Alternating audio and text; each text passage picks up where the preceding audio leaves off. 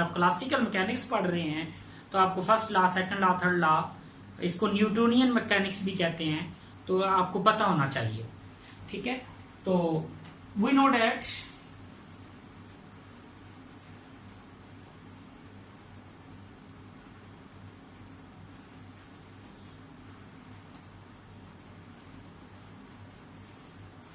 अब क्या जानते हैं, मैं आपको बताता हूं।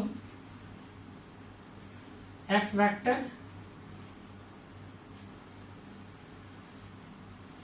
ये second law, Newton second law है कि अगर आप किसी बॉडी पे फोर्स अप्लाई करें तो वो फोर्स जो है उस बॉडी में एक्सेलरेशन पैदा कर देता है, और वो एक्सेलरेशन उस मास के इनवर्सली प्रोपोर्शनल होगा और उस फोर्स के डायरेक्टली प्रोपोर्शनल होगा। तो आप जानते हैं, आप जानते हैं कि rate of change of velocity with respect to time t is called an acceleration. तो आप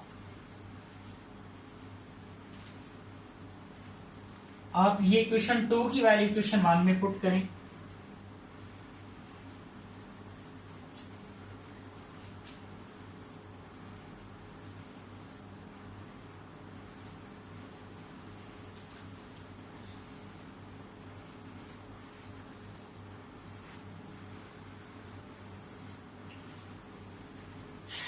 ठीक है, अब आप ये कांस्टेंट है, ये डेरिवेटिव के बाहर है, आप इसको अंदर भी लेके जा सकते हैं। स्केलर मल्टीप्लिकेशन है, बाहर भी आ सकती है, अंदर भी जा सकती है, इस डेरिवेटिव को कोई फर्क नहीं पड़ने वाला।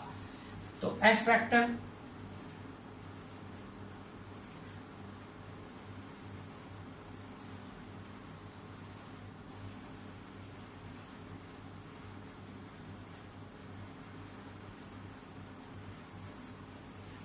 और आप जानते हैं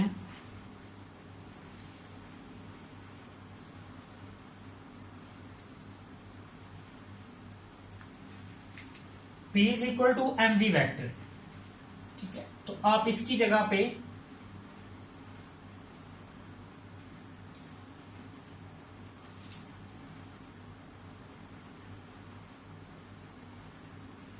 आप 4 को आप 3 में यूज कर ले, मतलब आप एमवी की जगह पर आप ये P लगा दें।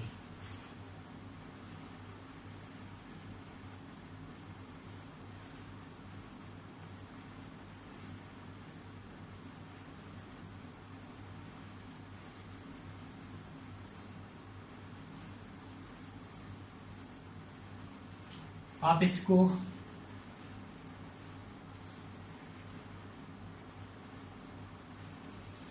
P dot, this is called the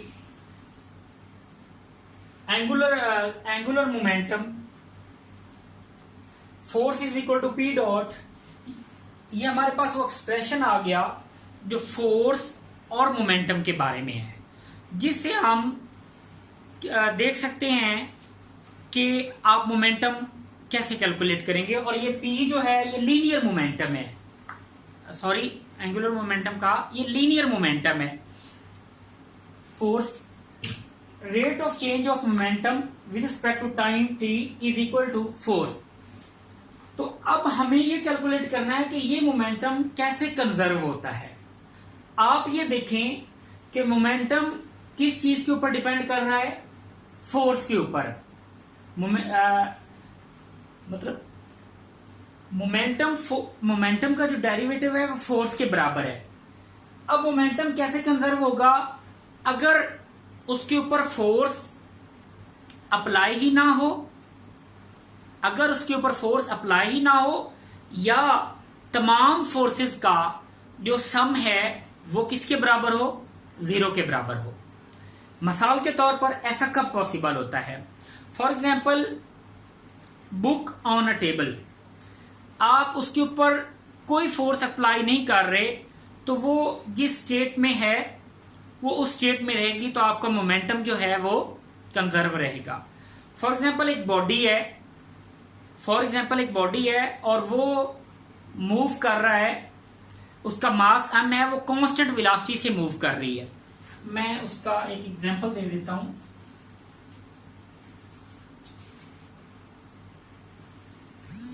ये कार है और ये रोड है, ये इस ऊपर चल रही है। फॉर एग्जाम्पल कार की जो वेलोसिटी है वो 20 मीटर पर सेकंड है और 400 किलोग्राम लगभग होता होगा कार का मास। 400 किलोग्राम जो मास है और वेलोसिटी जो है 20 मीटर पर सेकंड है।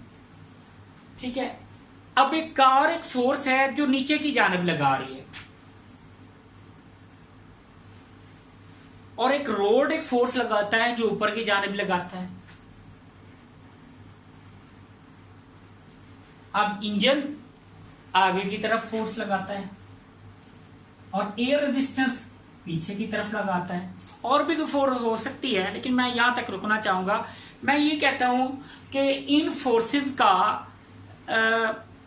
एक सिस्टम पे बहुत ज्यादा फोर्सेस लग सकती है, लेकिन इस केस में अगर ये वेलोसिटी बॉडी की चेंज नहीं हो रही तो इसका मतलब ये होगा वेलोसिटी कांस्टेंट है। जब वेलोसिटी कांस्टेंट है तो उसका मतलब एक्सेलरेशन प्रोड्यूस नहीं हो रहा, उस बॉडी का जो मोमेंटम है वो क्या होगा, वो कांस्टेंट होगा।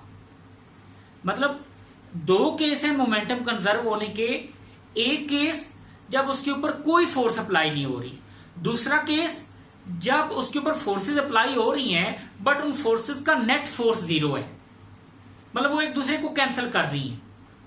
इसकी एक और बहुत अच्छी मिसाल है कि एक हम अगर रॉकेट को लॉन्च सैटेलाइट और एयर स्पेस के जरिए लॉन्च करके एडजस्ट करके हम स्पेस में जब उसको थ्रो करते हैं तो उसको बहुत आगे ले जाएं, इतना आगे कि ना वहां पे हवा है, कुछ भी नहीं है, तो आप देखेंगे कि रॉकेट विद सेम वेलोसिटी अपने आप एक जगह पे मूव करना शुरू हो जाएगा, उसके ऊपर कोई एयर नहीं है, तो कांस्टेंट वेलोसिटी के साथ मूव कर रहा हो। वहां भी उस का जो मोमेंटम होगा वो क्या होगा, वो कांस्टेंट होगा।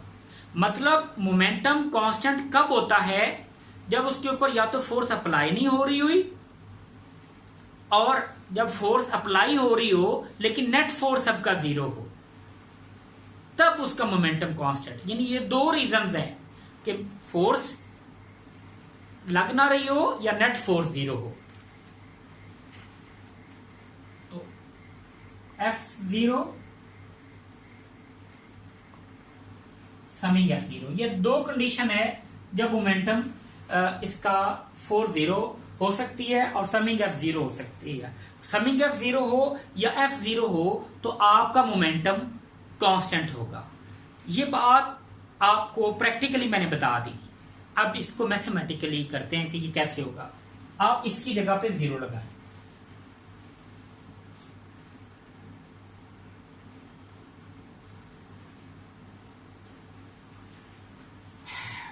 dp by dt। अब दोनों तरफ इंटीग्रेशन लें, जीरो है इसकी इंटीग्रेशन p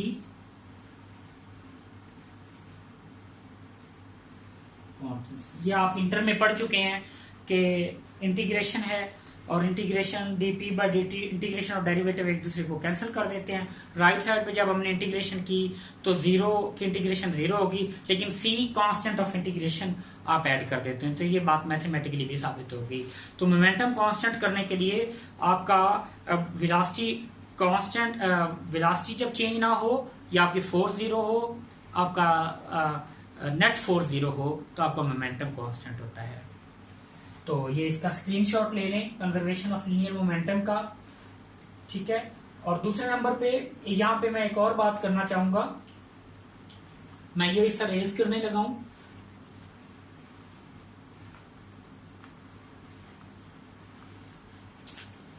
ये देखें F is equal to m a vector, a vector बराबर आ गया t v vector over dt, a vector over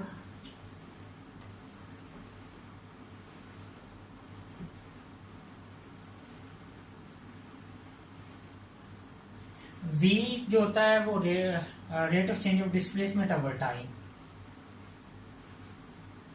a बराबर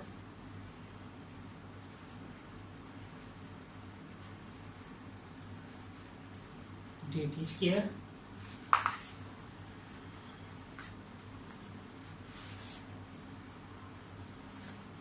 ये a आपने यहां पे वैल्यू लगाई,